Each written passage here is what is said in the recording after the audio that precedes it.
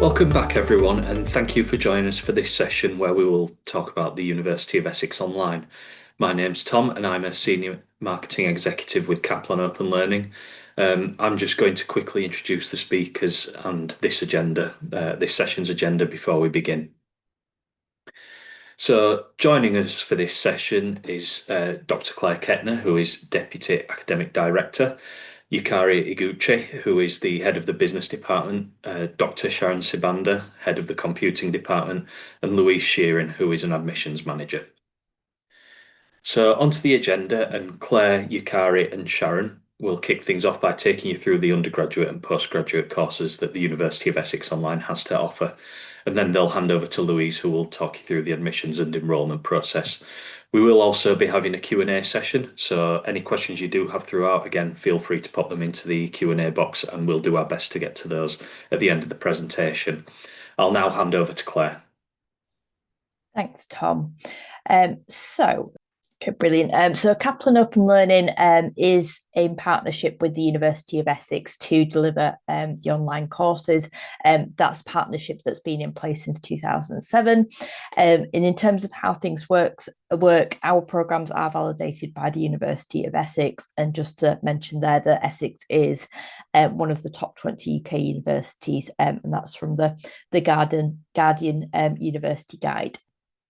Okay, and we're silver rated, very proud of that. So in the teaching excellence framework, we are silver rated. Okay, so just a few things to highlight here. So we do have our cutting edge learning platform that is available anytime across the world. Our study is 100% online and it's part-time, really good that it's kind of flexible around other commitments that students may have. So that's a really good selling point. And apart from the very short professional courses that we offer, students have a chance to sign up to go to the in-person graduation ceremony at the University of Essex as well.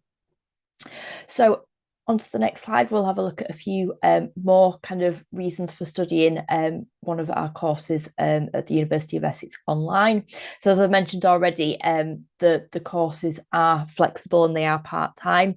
So this model really kind of allows students to kind of do their study alongside other commitments as well. So that's a really good selling point for our students.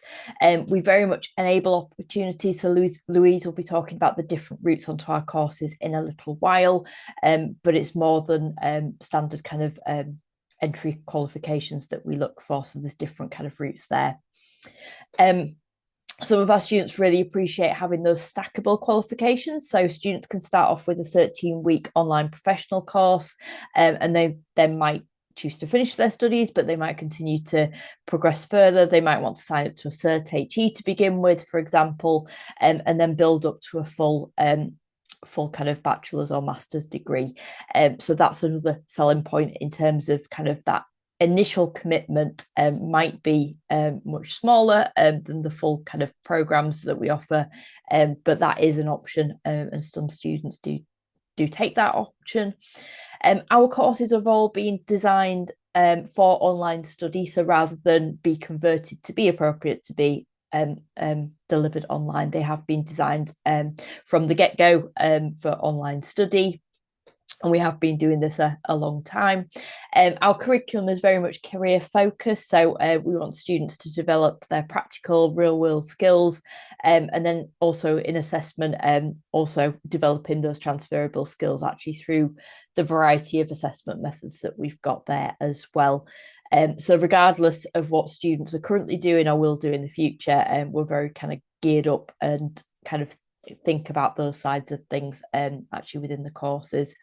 And then just to also mention there, we've got excellent student support. So as well as tutor support, we've got various teams to kind of support students. So we've got student support, we've got study support to assist students throughout their studies as well. So that's really, really good too.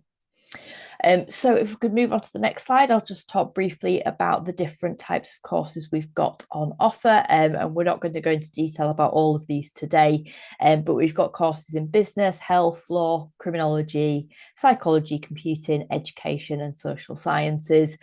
There's a whole heap of information on the website about all these different areas. But rather than kind of try and kind of squeeze everything in today, we are just doing a spotlight on a couple of areas. So my colleagues, Yukari and Sharon, are going to talk about business and computing respectively. So I'm going to hand over to Yukari next to talk about the business courses that we've got. Thank you, Claire. So hello, everyone. My name is Yukari Iguchi. I'm the head of business programs at Kaplan Open Learning so basically managing all the programs for business portfolio, really.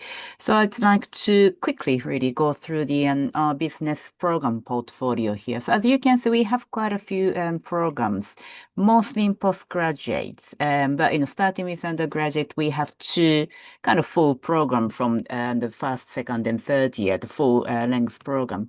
One is BA Business Management, another one is BA Business and Marketing. And then obviously, BS Business Management is more for the general kind of business. So the students will have go through from finance to human resource to general management theories and then marketing as well. But the business and marketing has, obviously more focus on the marketing. So it depends on what students are interested in. And the postgraduate programs are a little bit more specialized and specific, other than this MSc Business and Management. And this is kind of main program. And then we also have the more specialized programs such as MSc Business and Management, bracket business analytics and international human resource management, global digital marketing, business with finance, and then project management, supply chain management, global logistics, MS leadership. So we've got kind of bits for almost like everyone, depending on their subject. And then we offer this Master of Business Management, MBM, for more general.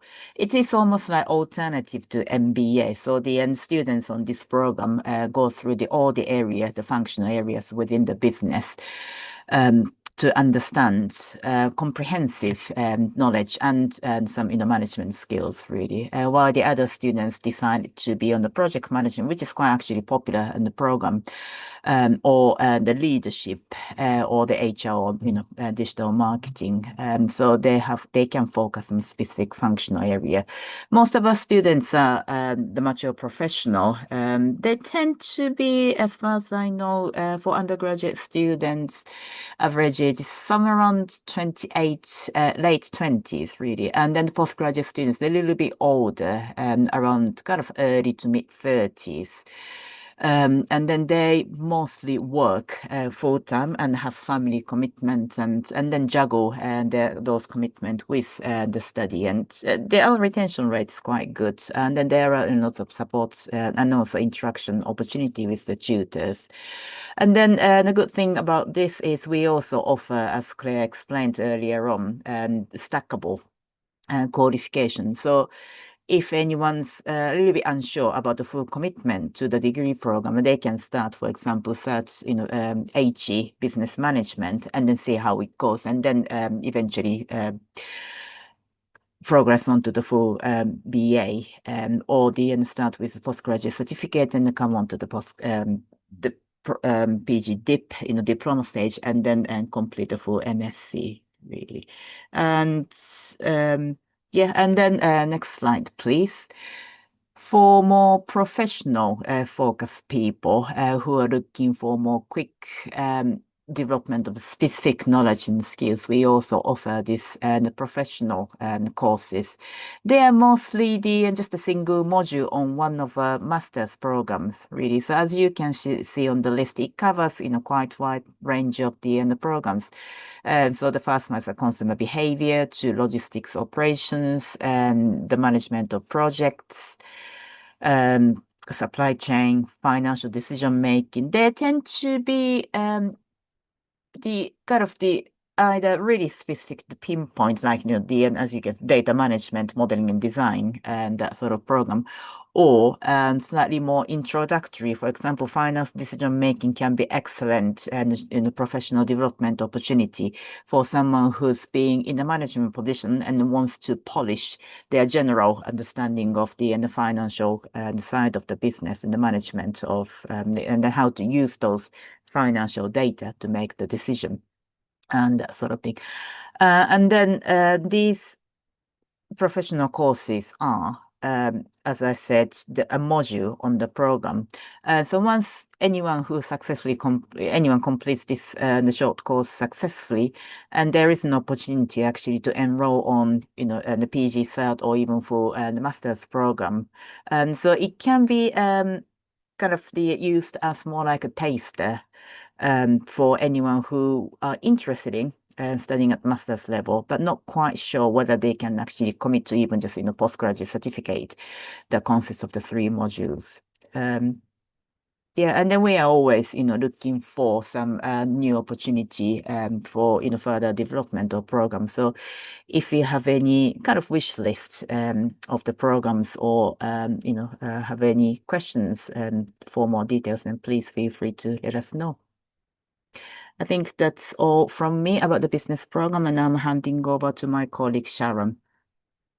Good morning, everyone. My name is Sharon Sibanda. I'm the head of computing. So today I plan to talk to you about some of our new computing courses as listed on the screen in front of you. So I'll start with the BSc in computer science. So this has been running for just over a year now, and we're really excited with the uptake. So this is for learners who are interested in perhaps the software engineering part of things. They are possibly within the computing sphere, or they want to move across to computing. And what they can expect is to understand some basic concepts around programming, mathematics for computing, and some of the concepts around web application development. So the modules of interest normally lie around how they plan to apply that in their role. And where AI is an important part of a particular module, then those aspects that are relevant are emphasized. It's just an opportunity for students to kind of develop their understanding of some commercial approaches, perhaps, and other solutions that they can consider, perhaps in the research realm, that could be relevant to their workplace or a particular field that they want to get into. Computer science is really good if a particular prospective student isn't quite sure about which area of computing they would like to focus on. And so computer science can be a catch-all for individuals who fit that bill.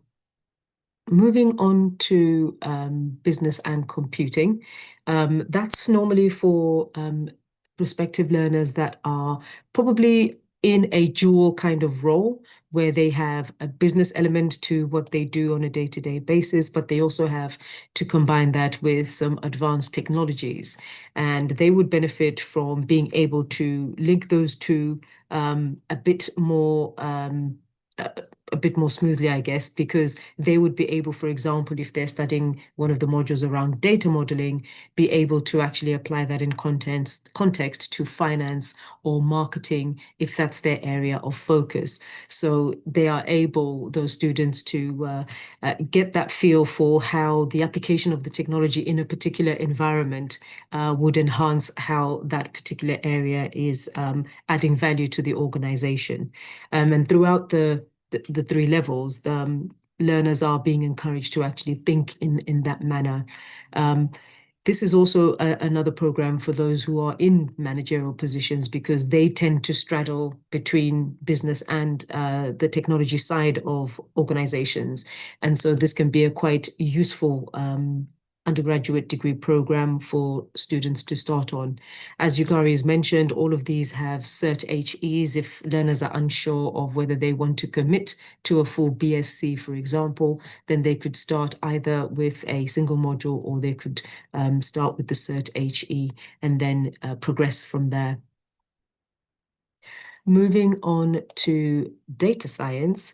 So data science would be for prospective students who are dealing with data on a day-to-day basis, or they would like to move into that career path.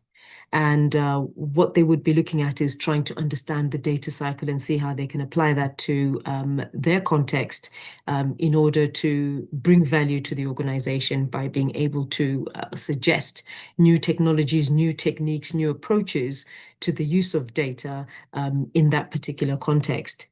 The ethics of the use of data is an important part of this program, and we would expect the students to enjoy kind of understanding exactly how they can perhaps use even recent technologies like machine learning, for example, because they are all included in the program. So some of the modules that we have include data mining and machine learning. And that journey is starting to combine the idea of the statistical nature of perhaps some of the data that the organization uses, the identification of patterns, and then moving that on to machine learning and how to help to actually derive some business results. So managers could also be quite interested in this kind of BSc because it would allow them to utilize the data that they have more effectively, as it were. There are other modules like data visualization, so how to tell a story. That can be very important when prospective students are perhaps involved in business cases and are always presenting to senior members of organizations, whether internally or externally. And so this degree would be quite useful for them to actually take on. Finally, data warehousing and business intelligence are quite an important part of exactly how do we even start with the process of changing how we use data in terms of just storing it and then making it available to the rest of the organization. And so at level 6, if they study that, they would be able to then suggest systems that can be utilized, like implementing a data warehouse in their organization, understanding the different cloud-based approaches to actually managing data, and they would be able to do that for their organization. So a really interesting course that they would probably want to be involved in. So data science and cybersecurity are both really popular areas right now. So in terms of the job market and perhaps with students facing redundancy in other areas, they may be interested in both of these. For cybersecurity, that would be individuals who are looking at understanding that cybersecurity life cycle from the identification of a problem all the way up to how to respond and recover. And it's another particularly interesting degree because if the prospective student is also thinking of branching out and perhaps becoming a consultant and things like that, they would be able to perhaps utilize this degree to showcase that they are quite knowledgeable about how an organization can protect their assets, and they can be able to work freelance and be able to manage their time because of those kinds of freelance roles being available to them. So quite a few of our learners fall into that because of the modules that they do. So for example, we've got ethical hacking and penetration testing, you've got digital forensics, and security operations and incident response. And as you can tell from some of the recent news items, these kinds of skills are really important in this day and age, and therefore you can monetize them not only as an employee, but also as a contractor as well. So we also have the MSc in Information Technology, which is all about managing the enterprise, which is all of the various software systems.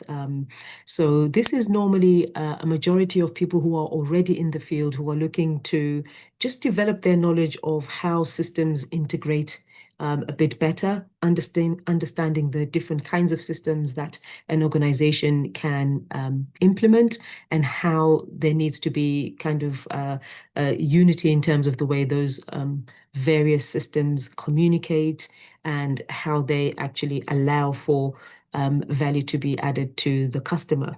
So they'll get that in-depth critical understanding of the domain of IT. They normally are, as I said, within the field already. So they're just looking to enhance and understand how they can build that portfolio for the organization, for the business, to become even more effective, and driving down costs, which of course is an important part of the kinds of technologies we're seeing now. All of our programs do include aspects around the use of AI, generative AI, and other recent technologies which come off of that. Just this month, vibe coding is something new that has been coming up, and we're looking to introduce that into our programs to enhance the different ways that individuals out there are actually beginning to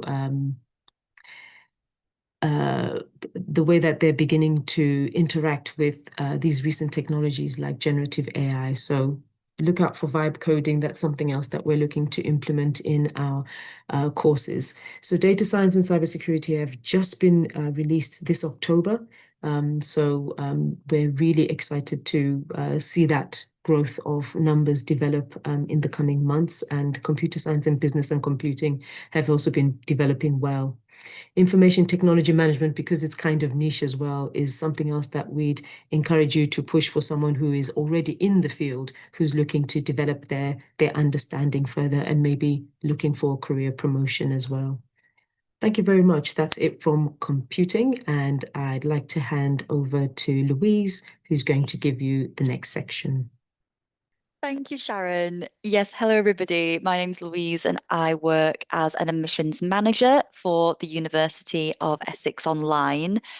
I'll just go through briefly your key points of contact for the admissions department. So I believe we'll be the main department that your organisations and students will be in contact with when you first start an application with the University of Essex Online. You'll mainly be in contact with myself and my fellow colleagues, Callum and Roxanne. Together, we work as the admissions manager, overseeing a team of 15 admissions advisors. These are the staff who will be in direct contact with yourselves and your students throughout the whole admissions process. They'll be reviewing students' documents, they'll be advising them on requirements and guidelines, and generally just guiding them throughout the whole process. So you'll get to know some very familiar names if you are sending lots of students across to us. And like I say, myself, Callum and Roxanne will be overseeing the whole team for any larger inquiries as well. So we'll just move on to the next slide, please, Tom. Lovely. So I know that we've gone over in some detail some of our key subject areas. Hopefully you are thinking that you've got some relevant areas there for lots of your upcoming students. So I'm just going to go through now the entry requirements that we'll be looking at across undergraduate and postgraduate level for all the applicants who are coming to the university. You'll notice that we do offer both academic and work experience entry routes for both our undergraduate and postgraduate programmes. I do want to emphasise that students do not need to meet both of these entry routes. It is an either or situation. So for students who don't meet our academic entry route, they'd be very welcome to consider our work experience route and vice versa. So in terms of our academic entry route at undergraduate level, we'd typically be asking that students hold 3 A-levels or 2 A-levels at business level or an equivalent international qualification. With our work experience route there, for students who don't currently hold that level of education, we'll be asking that students have 3 years of relevant work experience alongside maths and English at GCSE level C or above, or again, the equivalent international qualification. I do just want to emphasise there as well that we do welcome international qualifications from all countries. We're very happy just to use our own database to work out the UK equivalency of any international qualifications that come our way. So the students and yourselves do not need to do that extra legwork. That's something that we'll do internally in the admissions department. So alongside our entry requirements there, we do also have English language requirements. So at undergraduate level, we'd be looking for IELTS scores of 6.0 or above. It is worth noting that for students who don't currently hold an IELTS qualification, we do offer our own online English language assessment as part of our application process. This is completely free of charge, fully online, and students can complete the assessment in their own time. So for any students who come to you with concerns they don't already hold an IELTS qualification, that's absolutely no problem. It's something that their admissions advisor will discuss and organise with them during the admissions process. Now, one of our key selling points, I'd say, at undergraduate level is that we do also have an alternative route available for students who don't meet the academic or the work experience route to still join one of our undergraduate programs. So this is our Cert HE entry route. This is a certificate of higher education, which is a level 4 UK qualification. Students don't need to hold any previous qualifications or have any prior work experience to join one of our Cert HE courses. And once they've completed that program, they would then be able to progress on into the second year of the full bachelor's degree at level 5 if they wish to do so. So it's a really good alternative for students who don't currently meet the requirements to get into the full bachelor's directly, but who aren't wanting to extend any extra study time in order to achieve their bachelor's goals in the end. Yep, so again, our postgraduate programs, very similar to the undergraduate courses. Again, the academic and the work experience routes are still available. With the academic entry route at postgrad level, we'd be looking for students holding an undergraduate degree with honours or an equivalent international qualification. And again, at work experience route here, we'd be looking for typically about 3 years of relevant work experience, depending on the particular programme that the student was applying for. We do still have our English language proficiency requirements, so these are a little bit higher to reflect the higher level of study at postgraduate level. So we'd be looking at an IELTS score of 6.5 or above for these. Again, the same applies at postgraduate level. Any students not holding the IELTS qualification can be in touch with our admissions department to complete one of our online English assessments. We do have a similar entry route for students at postgraduate level who don't meet our academic or work experience requirements. So, as this was touched on briefly earlier, we do have our online professional courses, which are our individual postgraduate module programs. We don't, again, ask for any previous qualifications or work experience to join onto one of these courses, and a student can then progress on to a PG Cert, PG Dip, or master's degree upon completion. And if they have completed a module that is included on the master's program that they go on to, this will of course be exempt for them. So it can be a really good way of a student getting onto a postgraduate program without again extending their study time. Yep, so I know this will be a very popular question for students, and that's our tuition fees for the programs. So you'll see our tuition fees outlined here at undergraduate level, which are the same between our UK-based students and our international-based students. I do just want to note here that the tuition fees will be based on where students are residing during their programme. So this isn't based on nationality. The UK and international fees will be based on where students are residing. We do offer a range of different payment options for students. So we offer monthly instalment plans so that students can split the cost of their tuition fees per month over the duration of their programme. Alternatively, for students who'd rather pay the full amount up front, we do offer a 5% discount on all of the undergraduate tuition fees. And we'll just move on to the next slide for our postgrad fees as well. Again, very similar, although we do have a slight difference between our UK and international tuition fees here. Monthly tuition fees and the 5% upfront discount apply to our PG Cert, PG Dip and Master's degrees. And with the online professional course, that tuition fee would be due upfront to enrol the student without the 5% discount, as it is the only payment option available there. So a very common question that we receive in the admissions department is, of course, whether any scholarships are available. We do regularly review and update these, so it is worth getting in touch with us if you do have any specific inquiries about particular regions or programs in regards to scholarships. And our website is, of course, always updated with the latest scholarships as well, if you do just want to check those out. Currently, we do have some regional scholarships available up to a 20% discount from the tuition fees. This is based on where students are residing during their studies again, and is applicable to certain regions. Again, very happy to receive any inquiries if you do have specific questions about students in particular regions that you're recruiting from. We do also have a 10% course scholarship available for certain master's degrees at the moment. The applicable master's degrees are all listed on the website. And again, we're very, very open to any inquiries for particular programs.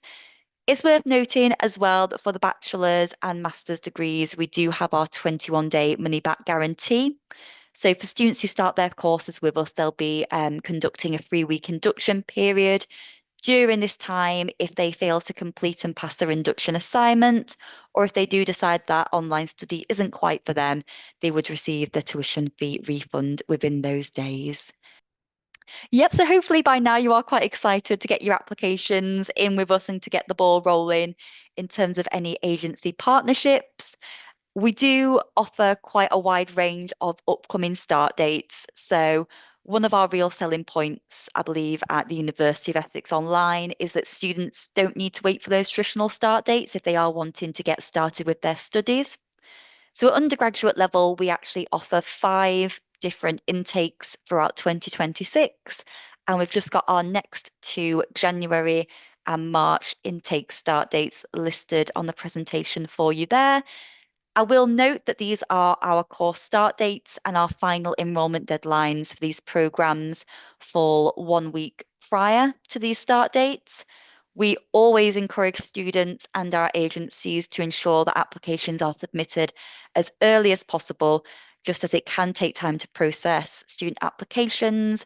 We do sometimes need to enter into discussions with students to receive further details or further documents. And we don't like to have students in stressful last minute situations, accepting their program and getting their tuition fees across to us. So again, I'd highly recommend getting applications in as early as possible, just so that we can guarantee those processes for you. Yep, very similar at postgraduate level. So in 2026, we'll be offering 4 separate intakes across the year. Again, our next 2 available ones listed here will be our January and April intakes, very similar with the enrolment deadlines falling 1 week prior. And it is worth noting that applications are now open for all of those 2026 intakes. So we welcome applications as soon as possible so we can get those processed ahead of start dates for that reassurance to the students. Yep, so I'll just touch very briefly here on the commission structure, as it's something that we can go into further detail during an agent onboarding process and in any contract signing that you may complete with the University of Essex Online. As you can see here, we have the tuition fees listed and the commission structure that we currently have. It's typically paid in 2 instalments of 50%. And again, we'd welcome any specific inquiries and go through this in further detail during any onboarding processes. So yep, so just to finish off, we've got a lovely visual here just of our admissions process. So you can see the sort of steps that you would be involved with in order to get a student through to enrolment with us. So your first stage will just be supporting the student to complete our online application form, which is available through our website. This is where the student will be uploading their documents and selecting the course and intake that they wish to sign up for. Just to emphasize here that we do just need to make sure that if a student is coming via your agency, that you do please insert your agency name into the agency box when completing the application form. This just gives us permission to ensure that you are included in all of our correspondence and updates to the student, as we do of course need to follow quite strict GDPR regulations there. So please do ensure that you are including your agency name with that initial application so we can make sure that you are contacted timely with any application updates. In terms of the student coming to us with their application documents, this is something that our admissions advisors will be supporting them with. So any further documents or information that we require, our advisors would be reaching out to the student and yourselves just to let you know exactly what was needed, and of course to keep them updated on the process of the application. If a student is successful and if they do receive an approved formal offer for their chosen level of study, they'll receive an offer letter alongside a study plan and a personal payment plan for their studies as well.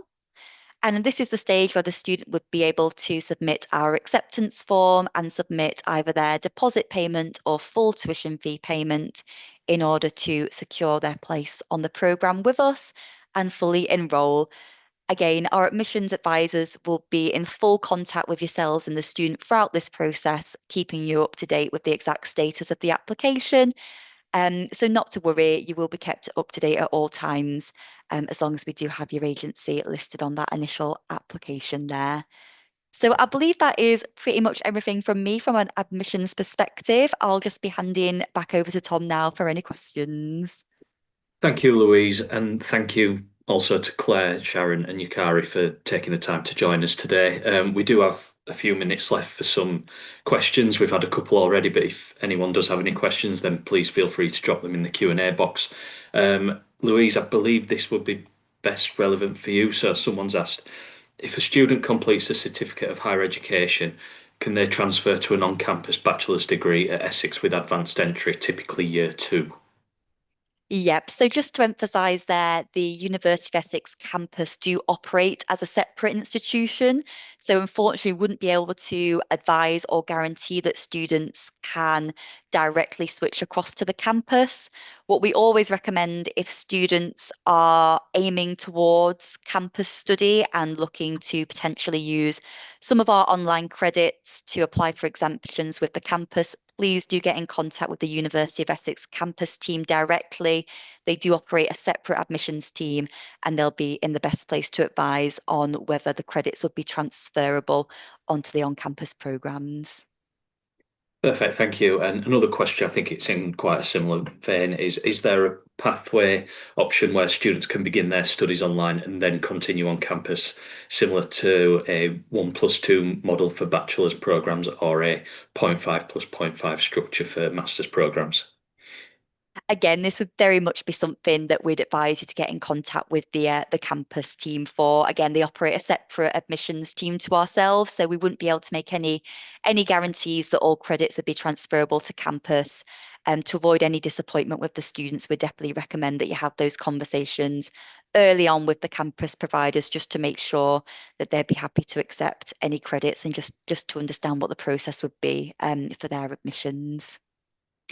Perfect, thank you. And another question we've had, I'll come over to Claire, Sharon, and Yukari now. So someone's asked, how will students interact with one another during their online studies? Good question, and obviously more challenging than having people within a physical classroom. But we have things like discussion forums, so we do appreciate that students do join us from all across the world, and that obviously brings advantages, but also in terms of all being free at the same time, it definitely is a challenge. But the discussion forums are really good. Good way for students to communicate with other students and respond to other students' comments, and for them not to be required to be free at the same time. So that's something we have quite a lot across our courses, is those discussion forums. There are also kind of live tutorials as well.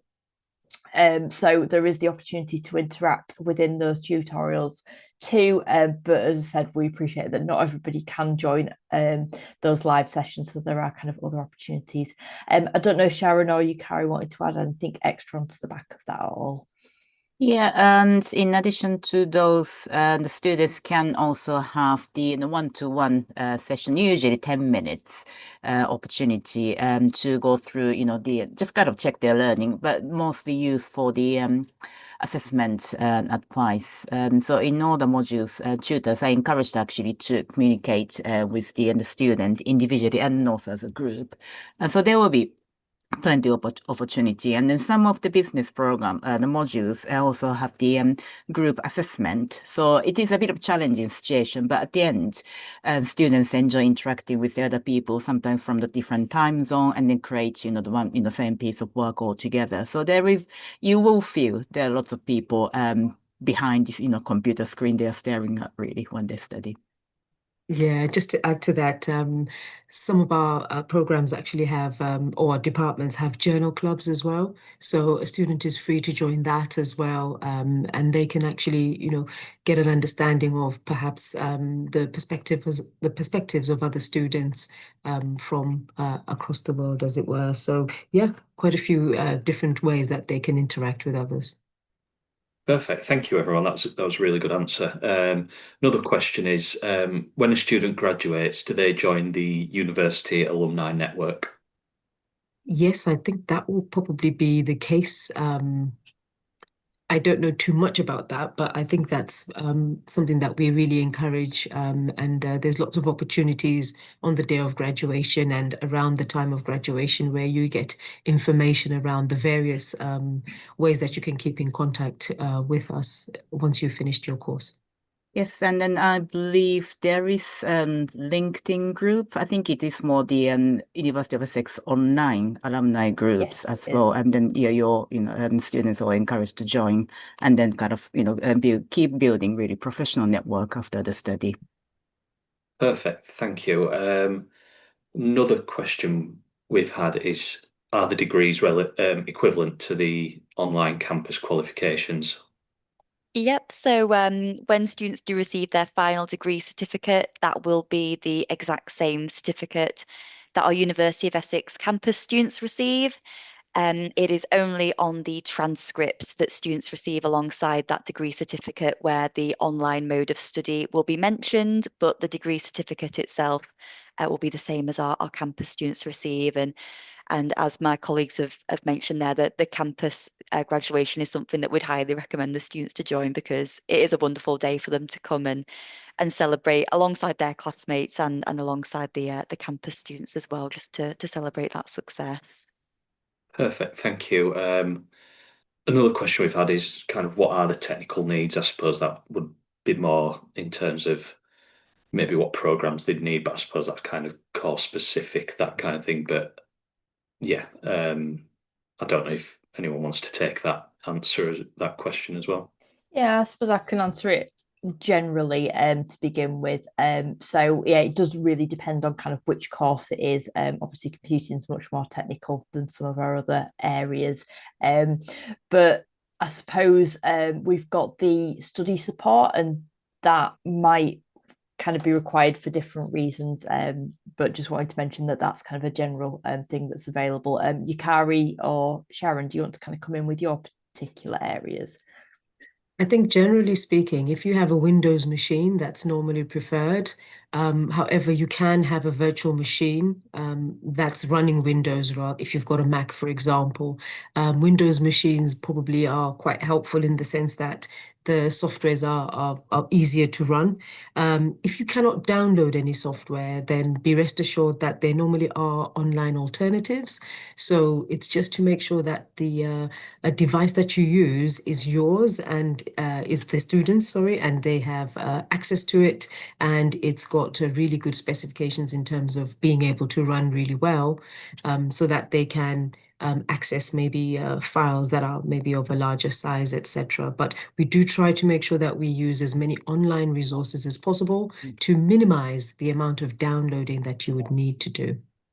Yeah, and just to add from business perspective, we don't have any specific software requirement, but obviously we expect students to create the coursework in the Word, and then sometimes they use PowerPoints and then also do some recording, that sort of thing. So I would say the students just need the kind of the good computer with the stable internet connection. Really, that's the essential thing.